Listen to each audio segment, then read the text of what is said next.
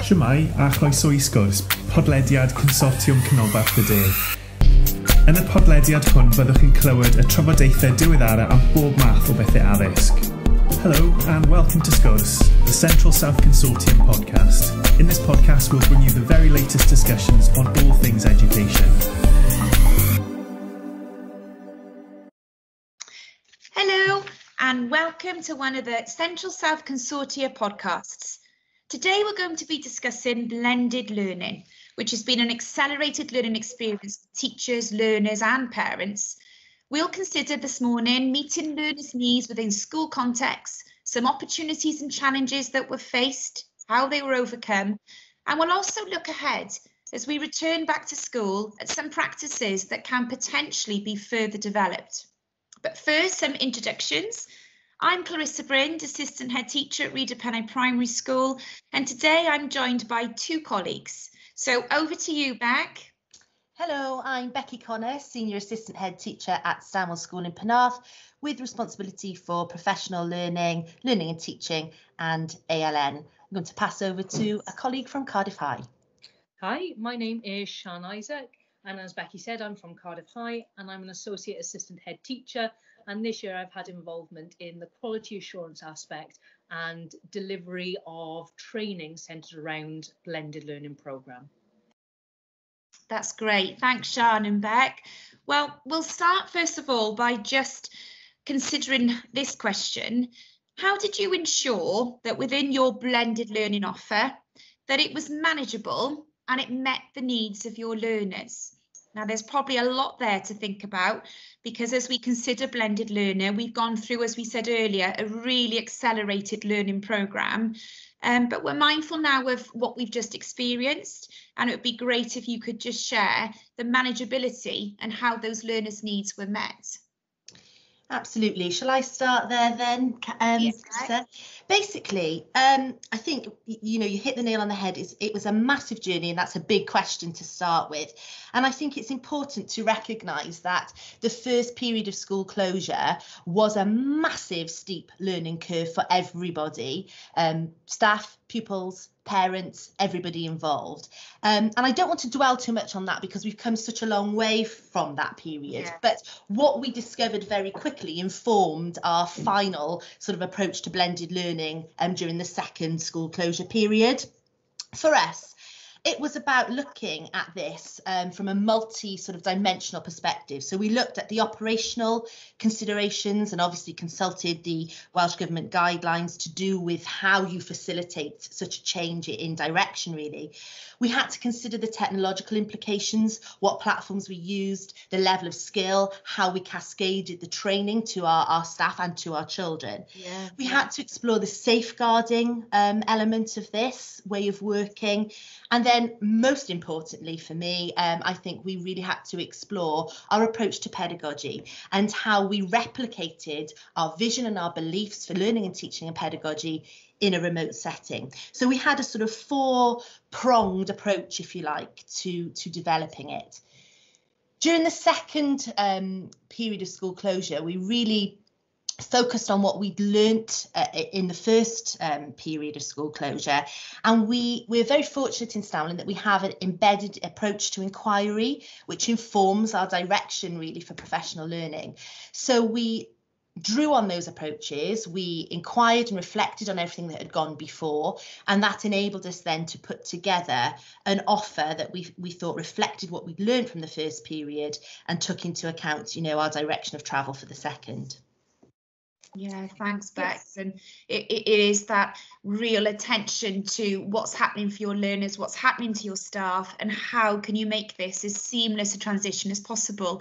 Sian, do you want to add to that? What was your experience? Yeah, I think very similar. I think that during the first lockdown, it came such as a sudden event, really, that actually what we had to do very quickly was gauge whether pupils and staff had access to the resources to be able to jump straight into this digital learning forum. So we obviously had to spend some time identifying whether pupils had access to the internet, whether they had access to computers and devices at home.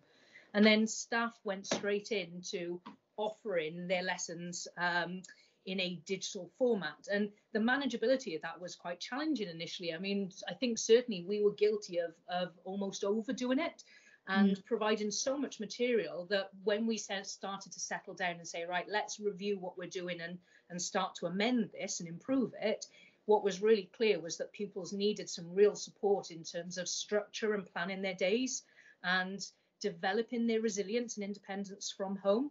And part of that involved us actually having to scale back what we were offering. What we also then found was going into September was it was really clear what our pupils were really missing from what we were delivering was that interaction with their teacher. So having a PowerPoint or having a worksheet, sorry there, Clarissa, it's fine. Having that, and we felt in the original lockdown we were producing these really high quality materials, but actually pupils needed to be able to discuss with their teachers. They needed to be questioned. They needed to be supported. And so that really informed our blended learning timetable as we went into September, where what the teaching and learning team did was they worked really hard to devise a really highly structured program that involved a combination of both live lessons utilising Google Meets, webinars which had a very high teacher presence on them but didn't involve the teacher being there live, so recordings, videos, and so on, and then also having a blend of self-study included in that in order to ensure that pupils were developing their independence and resilience and have an opportunity to have a little bit of downtime in between as well.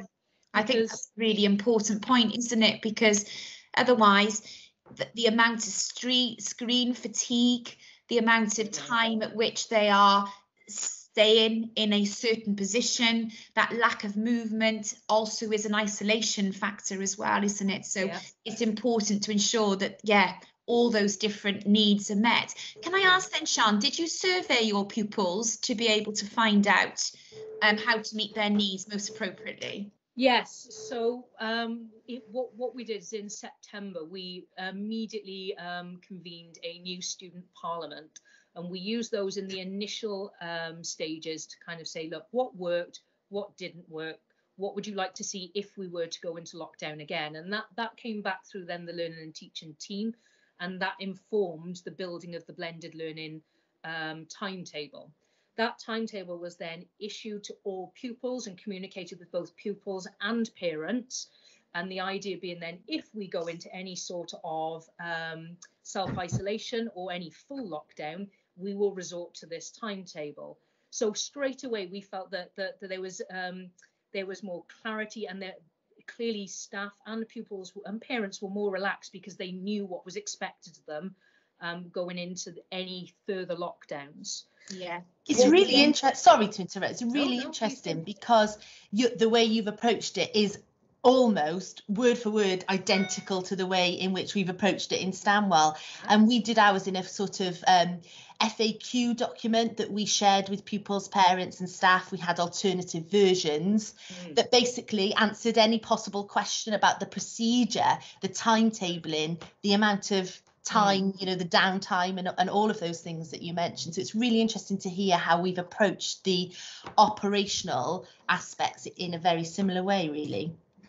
Absolutely. And I think that listening to the parents and pupils and taking their feedback on board is really, really important, because you can, from our perspective, I think we were so concerned about making sure we had something really detailed provided for every single lesson, that it's only when you take a step back and think, what does that actually look like for a learner? And when our learning and teaching team sat down, they actually pulled out individual pupils and individual members of staff's timetable and said, if I was that pupil, what would this week look like for me? How many live lessons would I be expected to sit in front of? How many tasks and webinars would I have? How many self-studies?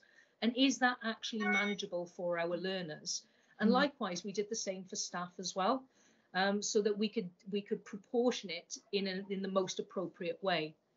Because the well-being of staff is and was such a crucial part, wasn't it, within the blended learning office? That was really important, Clarissa, because obviously this was a brand new way of working and still is, and balancing that. And one thing that I'm so glad we had embedded it in school before the pandemic was a culture of professional learning and a system whereby we could continue with that, albeit virtually, but our focus for our professional learning turned very quickly then to upskilling and exploring the pedagogy behind what we're doing remotely. And as you say, Sian, looking then at the diet that the children had to ensure that it really was a blend. I know some colleagues in other schools decided to go every single lesson being live, probably, Sian, for the benefits that you outlined earlier, being able to have that interaction. But actually, we believe fundamentally, in a research-informed approach, which suggests that the blend is important, that the children and the young people get variety. So we were able to sort of co-construct that with our staff through our professional learning system and plan collaboratively to ensure, exactly like you said, Sian, that there was that true blend. Yeah, and I think that professional learning comment is so important as well, because I think perhaps one of the things that we misjudged originally was both we made an assumption that younger people are completely au fait with their IT skills, and we made assumptions about what they were able to do and what they weren't, and equally same for the staff. So when we came back in September, we went straight into using any inset and training time to actually upskill our staff, to make sure that if we were to go into any period of time where we were going to be learning in that digital forum, that staff had both the resources and the skills to be able to do that confidently. And likewise, we did the same for our pupils through Form Tutor Time and PSE as well. So we tried to upskill there. And what we did was we tried to also reflect, almost differentiate for staff. So we actually offered a range of different workshops and said, look, what are you least comfortable in? What would you like to focus your attention on? And we spent those first few days giving people the opportunity to go to select sessions for themselves and go to those and learn about areas of digital teaching that they had never come across before. It's almost a self-evaluative, bespoke professional learning system, isn't it, really, that gives them that resource that they need. So would you both say then that through this experience and through the investment in the provision, that relationships were strengthened between staff, pupils, parents as well? Yeah, I would totally support that, I think, because we very much, like Sian, had working parties, inquiry-based working parties that would evaluate and reflect on a pedagogy or on a technological platform and work together. So that co-construction was really, really important. But one of the things that I think has really enhanced relationships, we've still got a school to run during this. And so we had to focus on our sort of self-evaluation processes. Now, according to our traditional pre-pandemic, we would have been doing lesson observations in September in the autumn term. Well, we decided, in line with staff wellbeing and everything else, that we would not do that. But actually, what we needed to do was find out what was happening with remote learning. So we changed our approach to self-evaluation. Luckily, we've got a culture of coaching in our school, and we made sure that every staff member had a coaching conversation where the focus was blended learning and what their sort of strengths and areas of concern for their own practice, and we used that to sort of further inform our professional learning journey. Yeah, very, very, very similar. I mean, it's lovely to actually hear that, from another school, and kind of it gives you confidence in terms of your thought processes. It certainly does. Yeah, and I think what we've had is a really, really positive response from pupils, parents and staff. I think that there's so much in the media as well about the variability of what was actually offered, that certainly the impression we get from our parents is that they've been incredibly grateful for the efforts that the staff and the school have gone through to ensure that there is this balance, and that we have not just thrown out PowerPoints or just thrown out everything as live lessons, that there is a consideration of the learner and their individual needs. And likewise, staff, it's been such a challenging year for staff, and so much has been asked of teachers in the last year, that to actually invest that time and effort in upskilling them and saying, we know this is scary, how can we support you? That's had such a good response. And equally, what's been lovely as well is that we've then tried to regularly revisit that with sharing of best practice and using things like curriculum leaders and departmental meetings to say, well, what have we learned since? Have you learned something recently that you can share that would benefit other members of staff outside of your department. Yeah, those celebrations and those reflections on practice has been a really important part of this, hasn't it? Because it hasn't been an easy journey for all sorts of reasons, because you've also got to appreciate that, as we touched on earlier, pupils have had a very different experience personally and educationally, and the same is true for staff as well, isn't it? There's a range of different personal experiences. Well, can I ask you both then, what challenges you may have faced as you've developed your blended learning offer, and how have you managed to overcome any of those challenges? Yeah, sure. I mean, I think one of the challenges has been about engagement, because you can track engagement, but what does engagement really look like remotely? Because if a child is signed on to a live lesson, or that's a tick in the box, they're present, but we can't see what they're doing in their bedroom. You can't read the non-verbal communication. You can't check that they are understanding in the same way as you could in a classroom. So we've really done some work on inquiring how we track that engagement through the different areas of the blend. So staff have had to complete weekly engagement logs in terms of live streaming, submission of work, the marking, assessment and feedback, and the formative and summative assessments that we've carried on through the remote learning process. So we've had to look at it very holistically to measure true engagement, not just the child has logged on at the right time. So that was quite interesting. And the other challenge that we have, and we still continue to have, I don't have an answer for this one at the moment. Now, thank goodness, our children and young people are coming back to school, and we're operating now in a much more face-to-face way. The problems and the issues come for children who will inevitably have to be self-isolating as we go along. And how do staff teach the children that are in front of them, and also then provide an equitable experience for those that are self-isolating through no fault of their own at home? And where does that blend of live lessons and uploaded content and independent work, and how we sort of juggle and manage that? So we are still very much working that through, I have to say. We've created some activity grids that are uploaded as a matter of course that supplement the schemas of learning, so that right from the outset children can follow their timetable from home. But we're still looking and inquiring on the potential for live streaming whilst face-to-face teaching, and we've got a working party who are working on that at the moment to see whether that's feasible, really. Yeah, very pertinent point, Beck, because that's what we're all facing at the moment, isn't it? Is this consideration of how do you manage those situations as you described. Sian, are there any specific challenges you faced within Cardiff High? Yeah, so, I mean, very similarly, you know, kind of engagement has been a particular concern with us. I mean, exactly as you say, you know, just because somebody has logged on doesn't mean they're actually engaged in the lesson or that they are making progress. So what we've done is, within our development of staff training, what we've tried to do is focus on embedding the teaching and learning techniques we use as a school in face-to-face learning, and how does that look in a digital classroom? So how can we transfer those skills and using what we call our teaching techniques? So we have 8 teaching techniques that we try to use across the school for consistency. So we've done a lot of inset work based on the idea of how can we transfer that into the classroom. We've also focused then on the idea of our reports. What we've tried to do is build in some more attitudinal based supports, and attitudinal based reports that give parents an idea of whether the children are engaged and making progress within their learning, rather than focus on an actual grade or numerical progress score.